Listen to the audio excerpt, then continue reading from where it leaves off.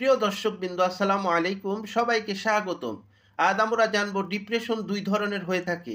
ডিপ্রেশনের দুইটি প্রধান ধরন, অ্যান্ড্রোজেনিয়াস ডিপ্রেশন আর এক্সোজেনিয়াস ডিপ্রেশন।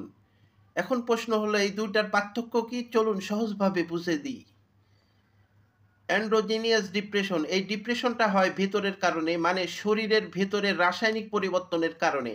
আমাদের মস্তিষ্কে কিছু রাসায়নিক পদার্থ আছে, যেমন সেরোটোনিন, ডোপামিন, যেগুলো মন ভালো রাখে। যখন এই রাসায়নিকগুলো ভারসাম্য নষ্ট হয়, তখন মানুষ হঠাৎ হতাশ, মনমরা আর আগ্রহহীন হয়ে যায়। এক্ষেত্রে জীবনে কোনো বড় ঘটনা না ঘটলেও মন খারাপ থাকে। সহজভাবে বললে, বাইরের দুঃখ না থাকলেও ভেতরের মন খারাপ, এটাকেই বলে অ্যান্ডোজেনিয়াস ডিপ্রেশন।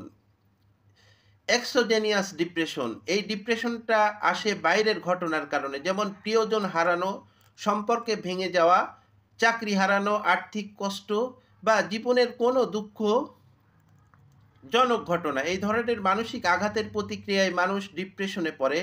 সহজভাবে বললে, জীবনের কষ্ট বা দুঃখের প্রতিক্রিয়া হিসাবেই মন ভেঙে দেয়, এটাকেই বলে এক্সোজেনিয়াস ডিপ্রেশন।